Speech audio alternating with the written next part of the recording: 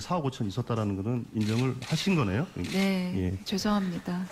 근데 이제 그게 그래서 제가 한번 확인을 해봤는데 그러면 다음번 신고에 수정이 됐으니까 과연 면책이 된 것이냐 아니면 이게 뭐 시효가 있는 것이냐 이렇게 좀 확인을 해봤더니 제가 확인한 바로는 심사 대상이다 이렇게 돼 있는 것 같습니다. 네. 그러면 심사 대상이기 때문에 심사를 통해서 그 과태료 처분까지도 사실은 받아야 될 사안인 것 같아요. 네. 아, 제가 예, 예. 그 점은 미처 챙기지 그런 문제이기 못했습니다. 때문에 그거는 공직자윤리위원회에 네, 한번 판단을 받아봐야 될 사안이라고 생각합니다. 예, 그렇게 좀 말씀을 드리고 싶고요. 네, 다음으로 오늘 보도를 보니까 일본이 위안부 지원재단에 10억 엔을 송금을 한다 이렇게 보도가 돼 있더라고요. 네, 예. 그래서 제가 그 후보자께 여쭙고 싶은 것은 후보자께서는 여성가족부 장관으로서 사실 그 누구보다도 위안부 할머니들을 위한 활동을 아주 적극적으로 하신 걸로 제가 알고 있습니다. 2014년도에는 프랑스 앙골렘 만화 페스티벌 가셔가지고 그 만화 전시회도 같이 하시고 그러면서 이제 당시에 위안부 기록에 대한 세계 기록유산 등재도 여러 번 또 말씀도 하셨고 또 문화재청과 또 협의도 또 하신 걸로 알고 있습니다.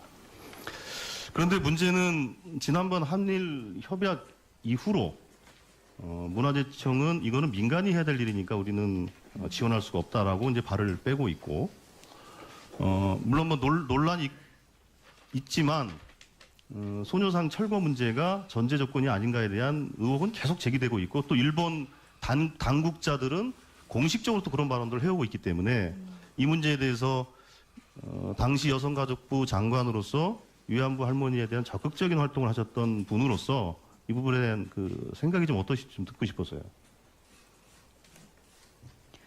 저는 그 당시에 위안부 할머님들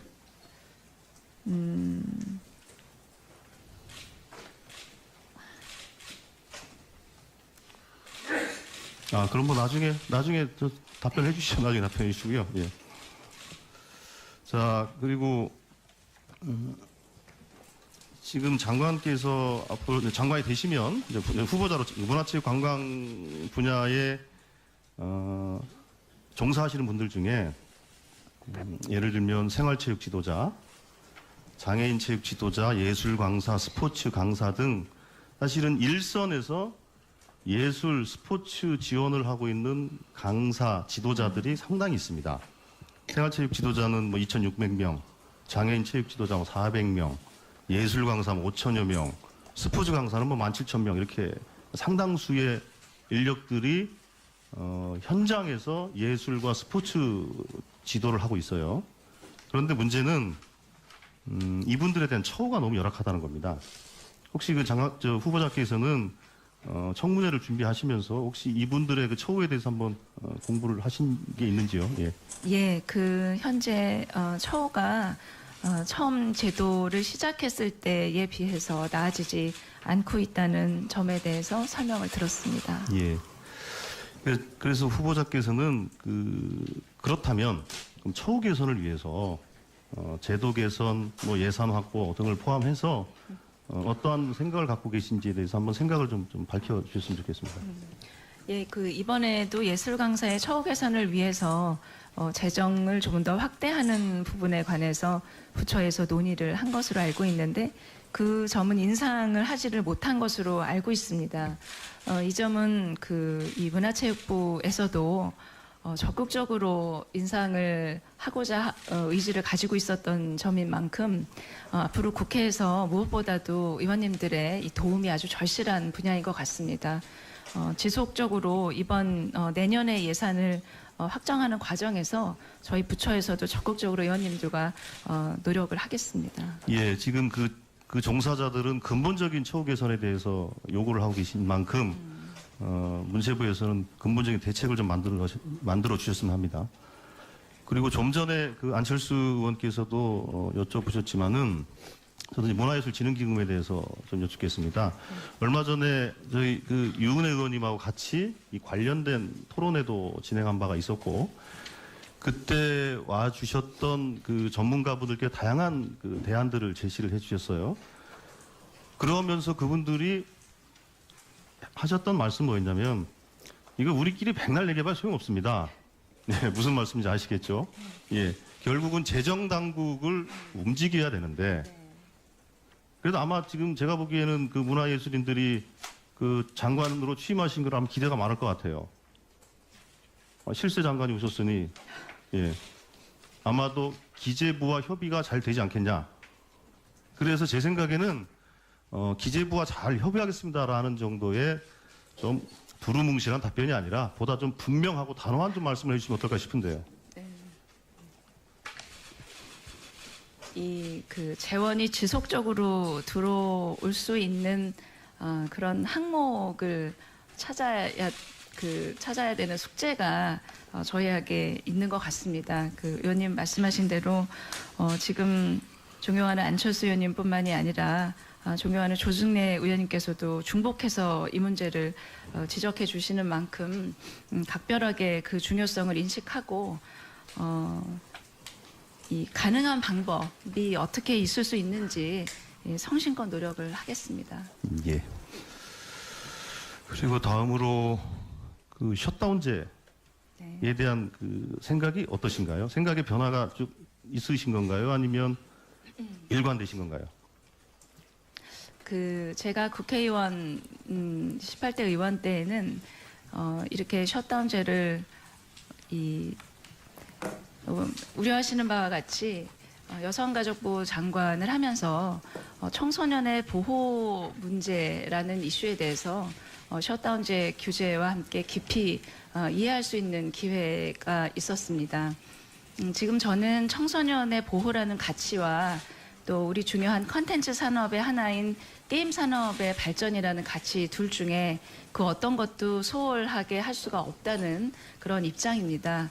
그래서 역지사지 할 수 있는 그런 이 측면에서 제가 이해하고 있었던 그 게임으로부터의 청소년을 보호하는 문제와 또 게임 산업을 보다 선하고 또 지속 성장이 가능한 또 그래서 우리나라의 콘텐츠 산업을 견인할 수 있는 좋은 산업이 되도록 이 여가부와 문체부가 그 협업해서 최적점을 찾아내도록 하겠습니다. 그 마침 제가 이제 설명을 들은 바로는 그 이후에 그 규제 완화, 규제 개혁에 대한 논의가 있었던 이후에 여가부와 문체부가 이 점에 관해서 지속적으로 협의체를 꾸려서 논의를 해왔고 지금 있는 규제를 부모님이 선택하면 셧다운을 해제할 수 있는 제도로까지 완화를 했는데 그것이 아직 입법화는 안 된 것 같습니다. 그래서 그게 예. 입법이 될 수 있도록 노력하겠습니다. 예, 알겠습니다. 그리고 저희들 교문위에서 지난번에 역사교과서 관련해서 논쟁을 하면서 그때 나왔던 얘기 중에 가장 중요한 포인트 중에 하나가 그 예비비로 정부 광고를 집행하는 것, 그러면서도 언론진흥재단을 통하지 않고 직거래를 했다라는 것에 대해서 사실은 얘기가 많이 있었습니다. 저희들이 그 후보자께 서면 질의를 통해서 받은 답변으로는 직거래를 방지하는 벌칙 규정이 없어서 실질적인 제재가 어려운 상황이다. 그래서 훈령을 법률로 좀 격상시키는 것도 좀 필요한 것 같다라는 의견을 주셨는데, 이 의견 그대로신가요? 예, 그 문체부에서 견지하고 있었던 의견을 설명을 들었고 그렇게 설명을 들은 바를 바탕으로 서면에 질의를 했습니다. 예. 그리고 이제 시간이 마무리하면서 한 가지만 여쭤볼게요. 그 성신여대 석좌 교수로 재직을 하셨죠? 네. 예, 그게 언제부터 언제까지죠? 아마 2015년 9월부터 2016년 2월에 사임한 것으로 되어 있습니다. 그때 그 임용계약서를 직접 작성하셨나요? 예, 계약서 사본을 갖다 주셔서 제가 서명한 걸로 알고 있습니다. 근데 출입국 기록에 보면 서명한 날짜는 9월 4일인가 이렇게 되어 있는데 출입국 기록에는 8월 27일부터 9월 18일까지 미국에 있는 걸로 되어 있는데 어떻게 직접 서명을 하셨다는 거죠? 제가 귀국하고 아마 서명을 한 것 같습니다. 자, 일단 보충 질의. 아까 제가 그 성신여대 건과 관련해서 여쭤보다가 네. 끊겼는데요. 그 계약서상 9월 4일부터 1년간 이제 임용되는 것으로 예. 되어 있고, 9월 4일 날 사인한 것으로 되어 있어요. 그런데 이제 출입국 기록에 의하면 9월 18일 날 미국에 나갔다가 9월 18일 날 들어오시는 걸로 되어 있거든요. 네. 물론 뭐 한 2주 정도 차이니까 뭐 큰 차이는 아니라고 할 수 있지만, 사실 이렇게 작은 거 하나라도 사실은 그 공직자로서는 좀 조심해야 되는 부분이라고 저는 생각을 합니다. 어쨌든 소급해서 계약을 했다는 걸 의미하겠죠. 물론 그 석자 교수라는 것이 뭐 정규 강의를 하는 것도 아니고 사실은 그 뭐 국내에 없어도 무방할 것이다라는 생각도 들긴 하지만 굳이 그거를 그렇다고 9월 4일 날 소급해서 계약서에 사인할 이유는 없다고 생각을 하거든요. 그렇다면 귀국한 날짜 이후로 실제로 서명한 날짜로 그날부터 계약을 체결해서 1년간 임용하시는 걸로 해도 무방할 텐데 뭐 그렇게 하신 특별한 이유도 있나요? 제가 그 석자 교수 임용에 관한 서류를 떼고 절차를 협의한 거는 출국하기 전이었었던 것 같습니다. 근데 제가 외국에 나갈 일정이 이렇게 있다고 하니까 그러면 수업을 귀국 이후로 일정을 짜서 스케줄을 만들도록 하자는 말씀을 들었던 것 같고요. 아마 9월 4일로 한 거는 다른 이유보다는 저는 정확하게는 그러니까 설명드리진 어쨌든 않은 것 같습니다만. 강의를 구체적으로 하시는 것이 아니기 때문에 강의를 하게 되면 이제 정규 수업을 편성을 해야 되고 하니까 네. 보통 뭐 9월 1일자, 3월 1일자로 이렇게 임용이 되지만 예. 뭐 석자 교수, 겸임 교수 등 비전임 교원의 경우에는 네. 사실은 뭐 그렇게 안 해도 되거든요. 굳이 그렇게 할 이유가 없었다 날짜를, 이거고요. 예, 챙기지 못했습니다. 예. 그리고 아까 그 위안부 관련해서 제가 이제 질의를 드렸을 때 말을 채 못하셨는데요. 근데 보도를 보니까 아까 그 다른 의원님의 질문에 개인적으로는 소녀상 이전은 동의하지 않는다 이렇게 네. 말씀하시는 걸로 맞는 말씀인가요? 예, 맞습니다. 예, 그러면 개인적 소신이 아니라 이제는 이제 국무위원회 후보자로서 한번 좀 말씀해 주시겠어요?